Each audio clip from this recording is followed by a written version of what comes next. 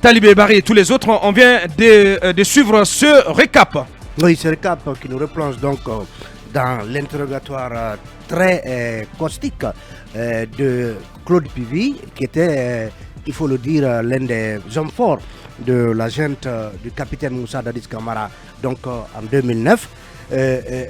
Il apparaît, en tout cas depuis le début de l'interrogatoire sur le fond de Pivy, de Claude Pivy, qu'il a ouvert en tout cas ses bazookas en direction de Toumba Diakité. Ouais. Donc Toumba Diakité est constamment dans sa ligne de mire parce que on le voit dans ses explications, il refuse que Toumba s'attribue le rôle de faiseur de roi en ce qui concerne la prise du pouvoir par Moussa Dadis. Par Moussa Dadis Camara. Également, il prétend être celui-là qui a sauvé la vie à Cessé Raphaël Abba, qui est l'un des rares à n'avoir pas été victime de la purge consécutive à la tentative d'assassinat de Dadis Camara le 3 décembre 2009. Ouais. Et on le voit aussi, ces scènes de pillage à Boubacar. Mais en gros il continue de tout nier, de nier toutes les accusations de séquestration, d'enlèvement plutôt, de séquestration, mais aussi de pillage pour lesquels il est poursuivi. Oui, Aboubacar, parce qu'à l'époque, on était encore dans la presse. Personnellement, j'avais été jusqu'aux abords du stade. Je n'ai pas pu y entrer parce qu'entre-temps, les coups de feu ont commencé à crépiter. Vous étiez l'acteur en chef de l'Indépendant. Et on était à l'Indépendant. Moi, je m'étais réfugié dans une concession voisine de la famille Sampil de 10h à 17h à Boubacar. Ouais. J'ai entendu tonner des armes dont je n'avais jamais entendu les bruits, en tout cas, sauf peut-être en zone de guerre. Ouais. C'était une journée infernale. Et à Boubacar, les accusations de pillage ont été davantage celles qui ont été à l'époque portées contre Claude Pivy. Claude Pivy et ses hommes. Finalement, on parle de ces coffres forts emportés chez Wouri Biredi. Vous savez, chez Wouri Biredi, c'est au niveau mais de aussi la chez Alceni Barry. Aussi au niveau de la pharmacie d'Aguissa. Vous connaissez l'immeuble de Wouri Biredi qui abritait une radio à un moment. Voilà, qui abritait la radio Chéri FM. Et puis, ah oui, je vois. Voilà, les coffres forts de l'opérateur économique Alceni Barry. Donc, Pivy écarte en tout cas tout ça d'un revers de main. Il dit n'en savoir absolument rien à Boubacar. Bien, allez-y Mamadou Diambane. Pivy, c'est un personnage énigmatique haut en couleur dont l'homme tutélaire n'a cessé de planer sur l'armée guinéenne de 2007 jusqu'en 2010. Même sous Alpha Condé, il n'avait pas totalement perdu, à mon avis, de sa superbe.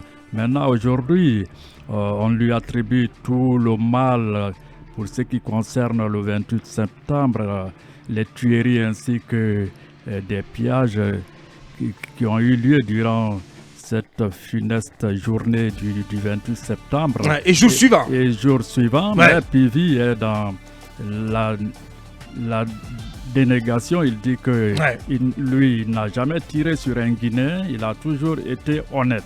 Donc tout ça, c'est au tribunal de tirer tout ça au clair pour que vraiment la religion des Guinéens puisse être éclairée. Durant le procès aussi, il y a eu le cas il y a un avocat qui a fait mention du cas du viol de la fille adoptive de Lansana Conté. Ça s'était passé, s'il y avait eu viol, bien sûr, ça s'était passé, je crois, vers février. Il y avait une intrusion au domicile de Madame Aïcha Keïta, la femme de Damaté Kone. À l'époque, on disait qu'il y avait une tentative de putsch contre la junte. Donc des militaires, je ne sais pas si Toumba était présent, avaient fait irruption, ils avaient pillé là-bas et mis tous en dessous. Donc je crois que c'est cet épisode-là que l'avocat a tenté d'expliquer. Bien, Mohamed Kaba. Claude Pivy qui est revenu aussi sur l'épisode de la prise du pouvoir, il a expliqué que s'il était intéressé, il aurait pu prendre le pouvoir avant Dadis et Sekouba Konaté. Oui, ça c'est sa version des faits. Mais moi je souhaite humblement que le tribunal fasse une confrontation comme le faisait Feu Doura Chérifo. Parce qu'on a l'impression que le processus... Le moment des confrontations vient. Non, parce qu'il le faut nécessairement. Chacun tire à boulet rouge sur son co-accusé. Et il faut reconnaître que ce n'est pas le procès de Toumba Diakité, c'est le procès du massacre du 28 septembre. Mais apparemment, toute l'attention est focalisée que sur les propos de Toumba Diakité, que sur les accusations portées contre Toumba Diakité. Et autres... Mais ne pas oublier aussi que Toumba aussi a porté des graves accusations contre tous ces co-détenus. Évidemment. Et que ces accusés... il lui renvoie les balles. Que ces accusés cessent une bonne fois aussi de ternir l'image des citoyens, des civils. Parce qu'on parle des opérateurs économiques, on parle des hommes d'affaires. Et lorsque vous citez quelqu'un pendant ce procès, forcément que la personne doit comparaître. Et j'ai l'impression aussi que la direction de débat, souvent ça glisse un peu. J'ai l'impression que le président du tribunal va avoir forcément sa suprématie sur les avocats. Oui, et ça doit pas être comme ça. Mohamed. Il a la police des débats. Oui, il a la police des débats. Ouais. Mais je trouve qu'il y a trop de censure souvent dans les prises de position du président du tribunal. Il faut à des moments donnés. Vous avez vu son altercation avec Maître Jokame. Pour éviter des débordements, Mohamed. Non, pas de débordements. Des débordements et des débats à relan communautaire, Mohamed. Oui. Et moi j'apprécie toute la poigne dont il fait montre pour recadrer les uns et les autres. C'est important, Mohamed. Non. Sinon, ça va virer dans une autre direction qu'on ne souhaite pas du tout. Non, pas forcément. Mohamed, un point. Clarifions un point. Le président de la cour a eu une altercation avec un avocat? Non.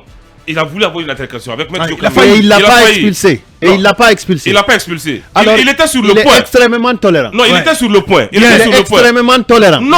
Ce qu'il peut faire, c'est retirer la parole à l'avocat. Moi, je pense que pour l'instant, pour le moment, je pense qu'il a le contrôle des débats. Il est extrêmement tolérant. Et voilà, ça se passe plutôt bien. Moi, je mets des réserves. Ouais. Je ne veux pas qu'il impose sa suprématie. Alors pourquoi il est là-bas? Au début des débats. Voilà. Non, si vous censurez la défense et que vous ne censurez pas la partie vice-versa. Tu parles comme un avocat de la défense. Oui, mais non, mais... Il le faut. Bien. Je me réfère juste au propos de cet avocat, Maître Jokame. Donc le juge Ibrahim Sow de Tounkara, on l'apprécie certes, mais s'il y a des manquements, il faut le dire. Bien. Voilà. Merci. Allez-y, Akoumba. J'espère que tu ne tomberas pas sur le coup de l'outrage à magistrat. Raison pour laquelle j'implore Dieu. J'implore Dieu pour cela. Ne me souhaite même pas cela. Non, on va aller très vite, les gars, s'il vous plaît.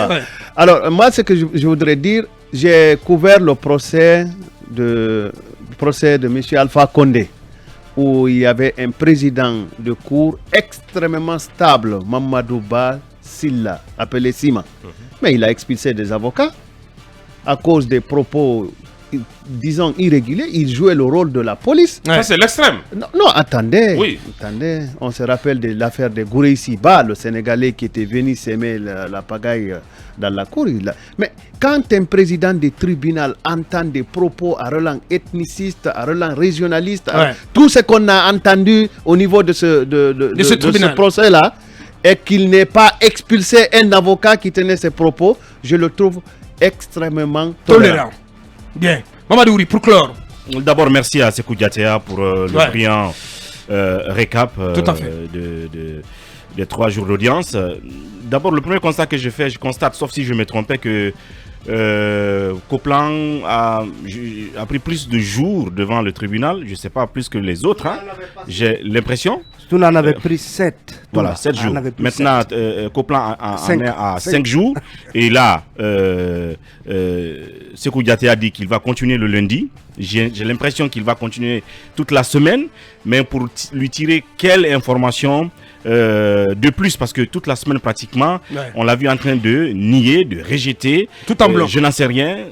Pratiquement, c'est le mot qu'on retient. Je n'en sais rien. Maintenant, je ne sais pas qu'est-ce qu'on peut tirer de l'homme pour la suite des débats. Mais bref, j'ai remarqué aussi le débat autour de la fameuse photo qui fait l'objet de beaucoup d'interprétations. Du côté des avocats de Toumba, on pense que c'était le jour de la prise du pouvoir, en tout cas le contexte de la prise du pouvoir, et qui illustrerait la position dominante de Toumba dans ce schéma-là, que Toumba lui-même avait décidé, parce que vous avez compris que Coplan, dès le début, a pris le contre-pied du récit de Toumba, qui faisait de lui une pièce centrale donc de la prise de pouvoir. La scène où il est venu dans la salle avec Général Toto, qui l'a dit « vous ne bougez plus, vous êtes arrêté » et tout le reste. Et puis vous avez Maître Jokame qui a essayé de déconstruire ce récit-là en faisant référence au grade que les uns et les autres avaient avant la prise du pouvoir et ceux que les uns et les autres portent sur cette photo-là. Et je crois que ça va faire l'objet encore de beaucoup de débats sans doute la semaine prochaine. Bref, ce que je retiens, c'est que l'homme a pratiquement nié tout et ça me conforte un peu dans ma position de départ. Si vous vous rappelez, j'ai dit, dès que Toumba a commencé, j'ai dit que je vois quelqu'un qui a décidé de se soustraire de ce que j'ai appelé le pacte des accusés présumés coupables. Bien. Qui voudrait que quand on a commis ensemble un crime, que soit ensemble l'on nie jusqu'au bout ou qu'on l'avoue pour avoir donc la faveur du tribunal. Donc il a décidé de se mettre en marche et vous voyez que tous les autres pratiquement, à part CC, je crois que c'est CC, qui continue tout simplement à nier tout ce qui s'est passé. Merci Mamadouri. Et enfin, Sékou Diatea, peut-être un petit mot sur les courriers que Claude Pivi arborait à l'époque. Il a expliqué que ce sont ses habits de défense et qu'il les porterait à n'importe quel moment, sauf que voilà, il ne les a pas sur lui au tribunal devant les juges. Ça fait sourire un peu les gens dans la salle parce que donc il n'a pas sa défense. Il y a souvent des images qu'on lui montre à la barre, il apparaît dans ses habits. C'est ici qui a attiré l'attention de cet avocat, maître Kerno Suleiman Bari, qui a posé la question sur ses habits. Et sa réponse ne s'est pas fait attendre. Il a dit tout de suite que ce sont des habits qui lui ont été confiés par son grand-père. Ce sont des habits de défense. Donc, peut-il être autorisé à les porter devant la barre? Non, ce n'est pas sûr. Bien. Je pose la question au juriste peut-être. Non, cela serait possible peut-être au Congo. Où il y a un tribunal. Quand tu les portes, tu es invulnérable. Non, au Congo, il y a un tribunal. Il y a un tribunal dédié au bazooka. Alors, en fait, ça craint pour Pivi parce qu'il est dépourvu de sa défense. Allez, on va rester sur le procès dans un court instant.